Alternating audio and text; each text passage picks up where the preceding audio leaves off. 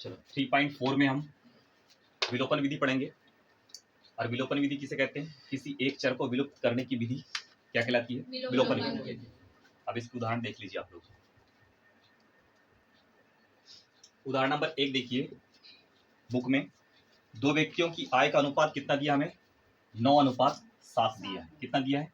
9:7। और उनके खर्चों का अनुपात कितना दिया है? 4:3। यदि प्रत्येक व्यक्ति प्रति महीने में 2000 रुपए बचा लेता है तो उनकी मासिक आय ज्ञात कीजिए। ये जो 9:7 है क्या बताइए? उसकी आय है, आय का अनुपात है। और 4:3 की बताइए उसके व्यय का अनुपात है, खर्च का अनुपात है।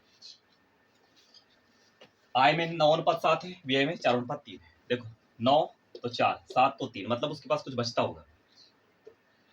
एक महीने में कितने रुपए बच जाता है बताइए? 2000 रुपए बच जाता है उसका। तो क्या ज्ञात करना बताओ इसमें? उसकी मासिक आय कितनी है। ठीक है, क्या देखिए व्यक्तियों की आय कितनी दी है? 9:7। और उनके व्यय कितना दिए? 4:3। और मासिक बचत कितनी दी है? 2000 रुपए। प्रत्येक की मासिक बचत कितनी है? 2000 रुपए। हम क्या मानेंगे? प्रथम व्यक्ति की आय 9x, द्वितीय व्यक्ति की आय 7x, एवं प्रथम व्यक्ति का व्यय 4y एवं द्वितीय व्यक्ति का व्यय 3y। फिर क्या करेंगे हम? इस 9x माइनस 4y करेंगे तो 2000 रुपए आएगा। और दूसरी कंडीशन में 7x माइनस 3y करेंगे तो फिर से 2000 रुपए आएगा। तो ऐसे अपने पास दो रैखिक समीकरण बनेंगे। और कौन सी विधि से हल करना है इसको? विलोपन विधि से हल करना है। माना कि लिखते चले। प्रथम व्यक्ति की आय, मासिक आय कितनी बताइए? 9x रुपए। द्वितीय व्यक्ति की आय कितनी बताइए? 7x रुपए। इसी प्रकार प्रथम व्यक्ति का व्यय, मासिक व्यय। अब अपने ये वाले अनुपात में x लिए हैं तो दूसरे वाले अनुपात में y लेना पड़ेगा, क्योंकि अपन पढ़ रहे हैं दो चर वाले रैखिक समीकरण। क्या लेंगे इसमें? 4y rupees. और द्वितीय व्यक्ति के लिए क्या हो जाएगा? Is equal to 3y rupees. अब प्रश्नानुसार देखिए, ये थोड़ा लॉजिक लगा के देखते हैं। आय में से अगर व्यय को घटाएंगे तो उसकी बचत निकलती है। और प्रत्येक स्थिति में कितने रुपए हैं? 2000 रुपए हैं प्रश्नानुसार। पहली स्थिति में प्रथम व्यक्ति के लिए क्या हो जाएगा? 9x जो आय है माइनस उसका व्यय इज इक्वल टू 2000 रुपए। ये इक्वेशन फर्स्ट। दूसरी कंडीशन में द्वितीय व्यक्ति का आय माइनस द्वितीय व्यक्ति का व्यय बराबर कितना हो जाएगा? इज इक्वल टू 2000 रुपए। अब अपने पास में दो अलग अलग रैखिक समीकरण प्राप्त हो गए। हमारे पास जो दो रैखिक समीकरण प्राप्त हुए हैं, 9x minus 4y equal to 2000 और 7x minus 3y is equal to 2000। इसमें x और y, इसमें भी x और y है। इसमें x का गुणांक 9 है, इसका x का गुणांक 7 है। y का गुणांक 4 है, इसमें y का गुणांक 3। और चिन्ह भी दोनों में समान है। हम ऐसा करते हैं, किसी एक चर को, जैसे हम x को ले लिया, इसके गुणांक को हम सेम कर लेते हैं। जैसे इसका गुणांक क्या है? 9 है, इसका गुणांक कितना है? 7। तो दोनों को सेम कैसा करेंगे बताइए? अगर हम समीकरण 1 में किसका गुणा कर दें? 7 का, तो 9 7 63 हो गया। और समीकरण 2 में दोनों पक्षों में किसका गुणा कर दें? इसके 9 का। हमने x के गुणांक का गुणा किया ऊपर, तो उसी x के गुणांक को गुणा करेंगे नीचे। तो क्या हो जाएगा? 9 7 63 और इसमें 9 7 63 हो गया। तो ऐसा कट सकता है, करके देख लेते हैं। पहले यहाँ लिख लेंगे समीकरण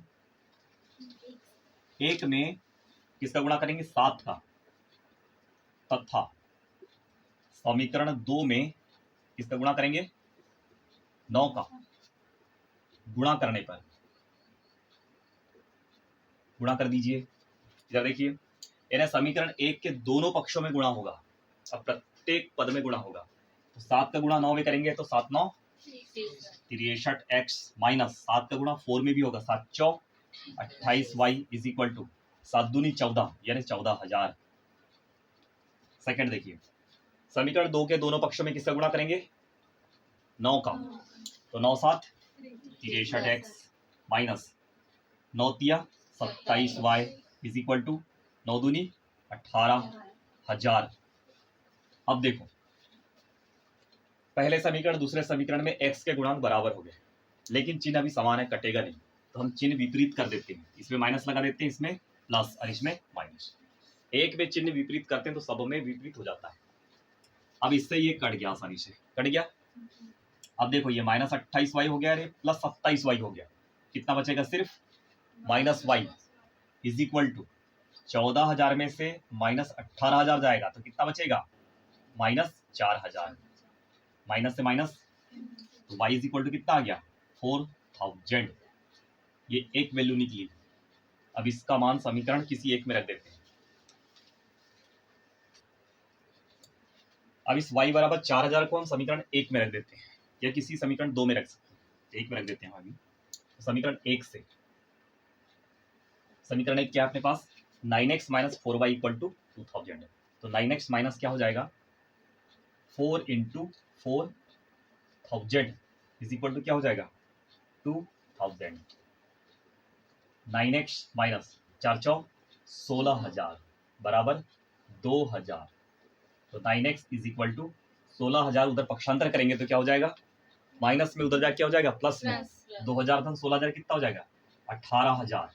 9 दूनी 18, 2,000 बच्चा। तो x की वैल्यू कितनी आ गई? 2,000। x की अलग वैल्यू आ गई और y की भी अलग वैल्यू आ गई। अब देख लीजिए, क्वेश्चन में जो हमने माने थे, प्रथम व्यक्ति की आय कितनी माने थे? हमको ज्ञात क्या करना है बताओ? उनकी मासिक आय। उनकी मासिक आय ने प्रथम व्यक्ति की मासिक आय, द्वितीय व्यक्ति की मासिक आय। अतः प्रथम व्यक्ति की मासिक आय इज इक्वल टू, और द्वितीय व्यक्ति की मासिक आय द्वितीय व्यक्ति के लिए कितनी हो जाएगी बताइए?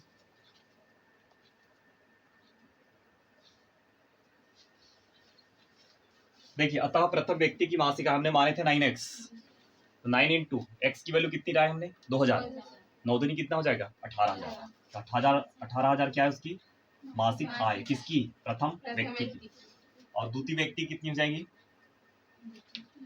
द्वितीय व्यक्ति की मासिक आय कितनी हो जाएगी बताइए? उसको कितना माने हमने? 7x माने हैं। तो 7x, 7 गुणित x की वैल्यू कितनी है अपने पास में? 2,000 आई है। तो कितना हो जाएगा? 14,000 रुपए उसकी मासिक आय। राइट, ये आंसर आ गया।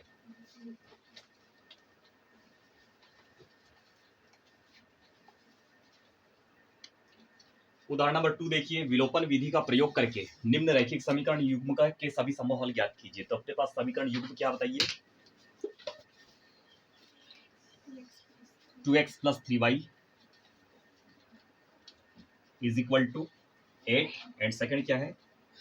4x plus 6y is equal to 7।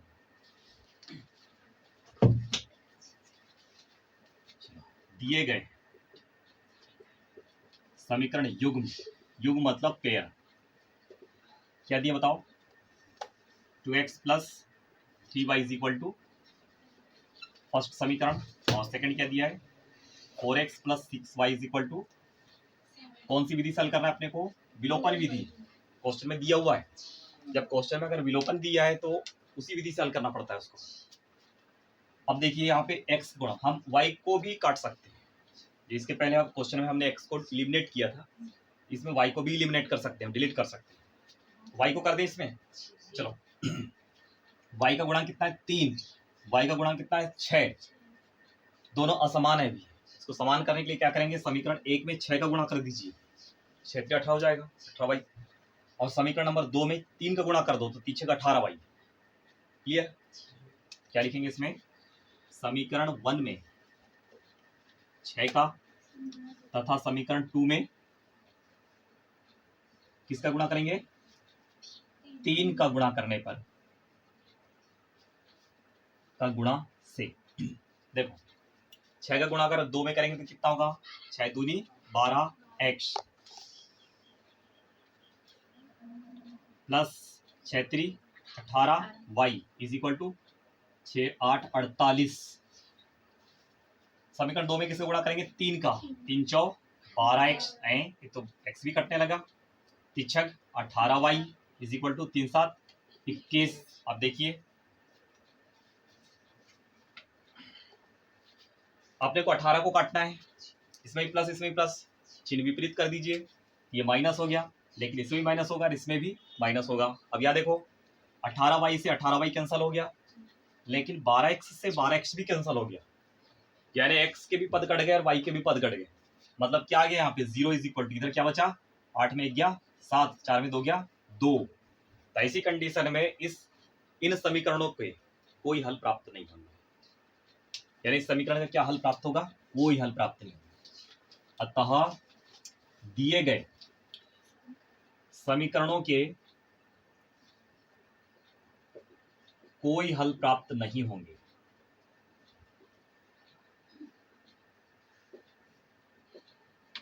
ये इसका आंसर हुआ।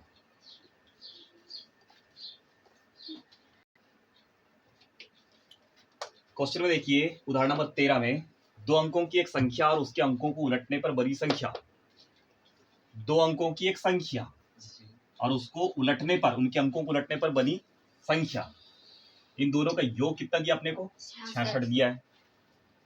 यदि संख्या के अंकों का योग कितना दिया 66 और अंतर कितना दिया है 2 दिया है, तो वो संख्या अपने को ज्ञात करने की, वो संख्या क्या होगी। ठीक है, अब 2 अंकों की जो संख्या होती है उसका सूत्र क्या होता है बताइए। माना कि संख्या के इकाई का अंक बताइए क्या है, मान लीजिए कि x, 2 चर लेने पड़ेंगे अपने को, एवं दहाई का अंक इज इक्वल टू कितना है y है। तो जो सूत्र होता है अपना संख्या का, सूत्र क्या होता है बताइए, 2 अंकों की संख्या का सूत्र क्या होता है, संख्या बराबर होती है 10 गुणित दहाई का अंक प्लस इकाई का अंक, राइट।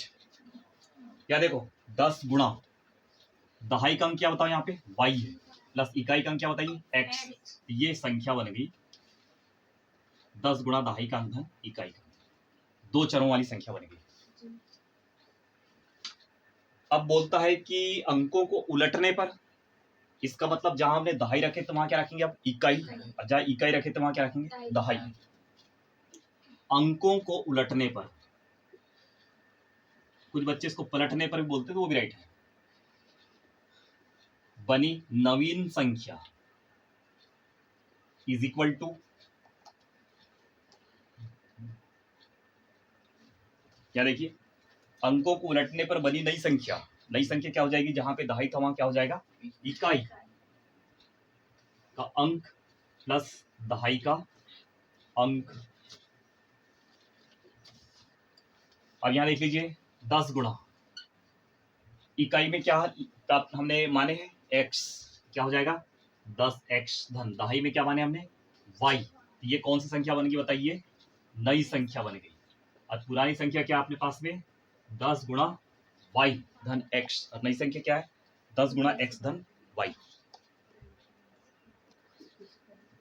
यह देख लीजिए हमारे पास में जो संख्या आई है वो संख्या क्या आई बताओ, 10 गुणित दहाई का धन अंक धन इकाई का अंक, और नई संख्या क्या बन के आई बताओ 10 गुणा इकाई का अंक धन दहाई। अब अपने प्रश्न में देखिए, क्वेश्चन में उदाहरण नंबर कौन सा चल रहा है, जो अपना क्वेश्चन था उस क्वेश्चन में देखिए प्रश्न में क्या लिखा हुआ है, योग कितना दिया बताओ, प्रश्नानुसार योग कितना दिया बताइए 66 दिया है, और उसके पहले क्या कंडीशन दिया उसने, संख्या और नई बनी संख्या दोनों का योग कितना है 66, सॉरी 66 मतलब संख्या कौन सी है 10y धन x प्लस नई संख्या क्या है 10x धन y इज इक्वल टू कितना दिया है 66। अब इसको सॉल्व कर लेते हैं, 10y प्लस y कितना हो गया 11y, x प्लस 10x कितना हो गया 11x, तो पहले x वाली संख्या को लिखेंगे तो क्या हो जाएगा 11x धन 11y इज इक्वल टू 66।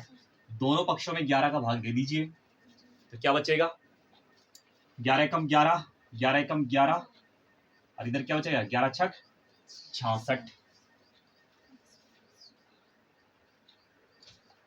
दूसरी कंडीशन के अनुसार अंतर कितना दिया आपने को 2, अंतर बराबर दिया आपने को 2। इसका मतलब ओल्ड संख्या और नई संख्या दोनों का अंतर कितना है 2 है। मतलब 10y plus x minus 10x plus y is equal to 2। इसका मतलब 10y में से y गया तो क्या बचेगा y प्लस x में से माइनस 10x गया तो minus 9x is equal to 2। Is it right? 10y में से y गया और x में से 10 गया, राइट है। इसको लिख लीजिए अच्छे से, क्या हो जाएगा minus 9x plus y is equal to 2। ये समीकरण नंबर 2। यहां पर देख लीजिए 10y में से y गया तो क्या बचेगा 9y। यहां पर भी क्या लिखेंगे 9। ठीक है, ध्यान देखिए ये गलत हो गया है। दूसरी कंडीशन में क्या बोला गया था देखिए क्वेश्चन में, संख्या के अंकों का अंतर कितना दिया आपने को 2 दिया। संख्या के अंकों का अंतर, तो संख्या के अंक क्या क्या लिए थे हमने, एक लिए थे x और दूसरा क्या लिए थे y। तो इसमें से x क्या बताइए इकाई का अंक और y क्या बताइए दहाई। दोनों अंकों का अंतर कितना दिया आपने को 2 दिया है। दोनों अंकों का अंतर कितना दिया है 2। हम इसको क्या लिख लेंगे प्रश्नानुसार, दूसरी कंडीशन के अनुसार y माइनस एक्स बराबर क्या लिखेंगे 2। ये हो गया समीकरण नंबर 2। वो जो समीकरण था उसको काट दीजिए। अब देखो समीकरण 1 क्या निकाले थे अपन ने, x plus y is equal to 6। तो उसको क्या लिख सकते हैं y plus x is equal to 6। ये समीकरण नंबर 1 है। अब इनको क्या करेंगे हम विलोपन विधि द्वारा हल करेंगे। अब यहाँ देख लीजिए x का गुणांक कितना है +1 और y x का गुणांक कितना है -1। तो प्लस x में से माइनस x कट जाएगा, इसमें गुणा करने की आवश्यकता नहीं है। ये हो जाएगा प्लस माइनस करने की भी आवश्यकता नहीं इसमें। y प्लस वाई कितना हो जाएगा 2y माइनस एक्स से प्लस एक्स गया कितना बचेगा 0 इज इक्वल टू 6 2 8 2 चौके 8। y की वैल्यू कितनी आ गई 4 आ गई। अब इस y की वैल्यू कहाँ रखेंगे किसी एक समीकरण में, किसमें रख देंगे बताओ समीकरण 1 से। तो समीकरण 1 क्या बताइए y plus x, sorry y की वैल्यू कितना रखेंगे 4 प्लस x बराबर कितना है 6। x की वैल्यू कितनी आएगी 6 में 4 गया 2। ज्ञात क्या करना होता है यहाँ पे संख्या, और संख्या बराबर क्या निकाले थे देखो स्टार्टिंग में 10 गुणित दहाई का अंक धन इकाई का। इसमें y की वैल्यू पुट करिए कितना है 4 प्लस x की वैल्यू कितनी है 2 10 चौक 40 धन 2 बराबर कितना आ गया 42। तो 42 अपने पास में आंसर आएगा।